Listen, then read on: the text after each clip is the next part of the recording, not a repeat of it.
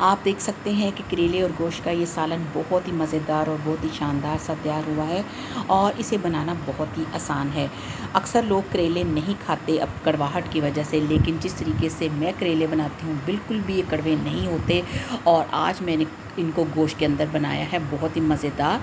तो चलिए इसे बनाना स्टार्ट करते हैं। मैंने लिए है तकरीबन 3 पाव करेले। इनको मैंने छील लिया और छोटे छोटे टुकड़ों में कट कर लिया और इन पे मैंने नमक लगा के रख दिया था तकरीबन आधा पौना घंटा, और अच्छे से इनको वॉश कर लिया था। और ये देखिए, ये मैंने प्रेशर कुकर के अंदर 2 बड़े चम्मच डाल दिए हैं ऑयल के, और ऑयल गर्म हुआ तो उसके अंदर मैंने ये करेले डाल दिए, क्योंकि हमने सबसे पहले करेलों को फ्राई करना है। जब आप नमक लगा कर इनको रख देते हैं थोड़ी देर के लिए, यानी आधा पौना घंटा, और अच्छे से मल मल के इनको धोते हैं तो इनकी सारी कड़वाहट निकल जाती है। और ये देखिए करेले फ्राई हो चुके हैं। बहुत ज़्यादा इनको फ्राई नहीं करेंगे वरना ये अकड़ जाएंगे, इस चीज़ का भी ध्यान रखना है। और मैंने करेले निकाल ली इस ऑयल के अंदर से। अब इसी ऑयल के अंदर ये देखिए, ये दालचीनी का टुकड़ा है, 2 छोटी इलायचियाँ हैं, 2 बड़ी इलायचियाँ और 1 तेज़पात है। अब इनको हम थोड़ा सा फ्राई करेंगे। आपको पता है कि जब भी गोश्त की कोई डिश बनाई जाती है तो छोटी इलायची और बड़ी इलायची का इस्तेमाल लाजमी किया जाता है, ताकि उसकी बसात ख़त्म हो जाए। अब ये 2 छोटे साइज़ के मेरे पास प्याज थे, जिनको मैंने बिल्कुल बारीक बारीक कट कर लिया, और अब मैं इस ऑयल के अंदर इनको हल्का हल्का सा फ्राई करूँगी। करेले गोश्त एक ऐसी सब्ज़ी है जो सभी बहुत ही शौक़ से खाते हैं, और जो नहीं खाते वो सिर्फ इसकी कड़वाहट की वजह से नहीं खाते। आप इस मेथड को ज़रूर ट्राई कीजिएगा, यानी कि नमक लगा कर रखिएगा, इनकी कड़वाहट दूर हो जाएगी। अब मेरे पास ये बीफ, ये 1 केजी है। इसको मैंने बिल्कुल छोटी छोटी बोटियाँ इनकी कर ली हैं। आप जितनी छोटी बोटियाँ करेंगे ना तो खाने में भी मज़े की लगेंगी और इनको गलाना भी आसान होगा। अब मैं इस प्याज के अंदर इनको अच्छे तरीके से फ्राई करूँगी बीफ को, ताकि इसका कलर चेंज हो जाए। और ये साथ ही मैं इसके अंदर अदरक और लहसुन पिसा हुआ डाल रही हूँ। ये 2 खाने के चम्मच था। अब इसी अदरक और लहसुन के अंदर बीफ को अच्छे तरीके से फ्राई किया जाएगा, ताकि इसका अदरक लहसुन का कच्चापन भी ख़त्म हो जाए और ये जो बीफ है ये अच्छे तरीके से कुक नहीं, यानी कि फ्राई हो जाए, और ये इसका पानी भी ड्राई हो जाए।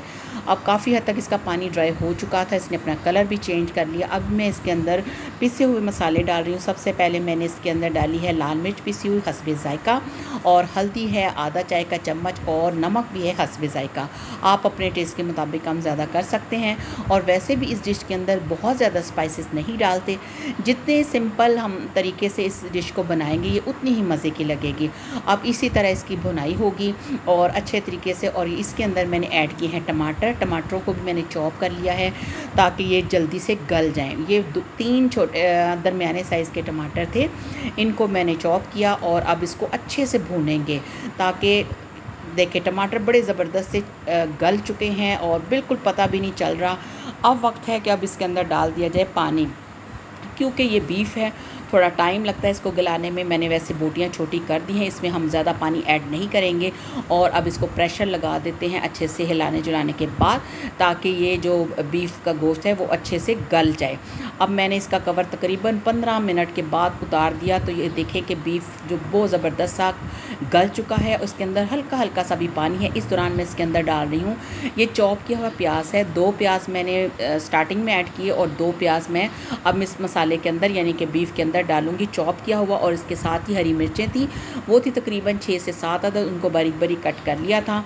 और अब हम इस प्याज को इस बीफ के अंदर अच्छे तरीके से फ्राई कर लेंगे। थोड़ा थोड़ा सा ये फ्राई हो जाएगा, और अगर हम इसको प्याज को ना ऐड करते तो ये बिल्कुल समझना था कि इसकी ग्रेवी इतनी ज़्यादा नहीं बननी थी।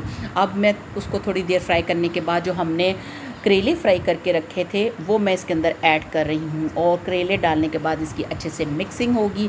अब ये देखें, अभी से इसकी इतनी ज़बरदस्त सी खुशबुएँ आने लग गई हैं।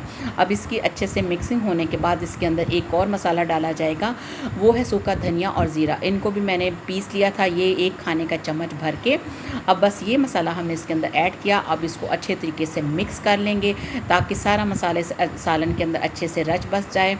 और गर्मियों के दोपहर में जब ये खाना खाया जाता है तो बहुत ही मज़े का लगता है।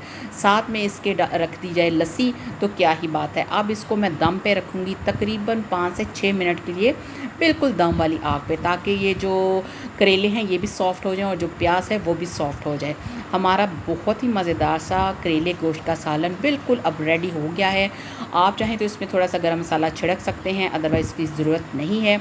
काफ़ी मज़ेदार सा सालन तैयार हो गया है। अब मैंने इसकी अच्छे से मिक्सिंग की है और मिक्सिंग करने के बाद अब हम इसको डिश आउट करते हैं। ये देखें कमाल की इसकी रंगत है और देख के ही मुंह में पानी आ रहा है। बहुत ही मज़े का ये सालन तैयार हुआ है। अब मैं इसको कर रही हूँ डिश आउट और आप इस रेसिपी को ज़रूर फॉलो कीजिएगा और फिर मुझे बताइएगा कि आपने ये सालन कैसे रेडी किया और करेले की जो रेसिपी है उसकी कड़वाहट दूर करने की वो ज़रूर ट्राई कीजिएगा। आई होप कि आपको आज की ये रेसिपी पसंद आई होगी। मैं हूँ शाज़िया और आप देख रहे हैं मेरा चैनल शाज़िया की बातें। तो मैं लाती हूँ आपके लिए बिल्कुल छोटी छोटी मगर आसान सी रेसिपीज़। तो मेरे चैनल को लाइक और शेयर करना मत भूलिए। तो मिलते हैं नए वीडियो के साथ, तब तक अपना रखिए ढेर सारा ख्याल और मुझे रखिए दुआओं में याद। अल्लाह हाफ़िज़।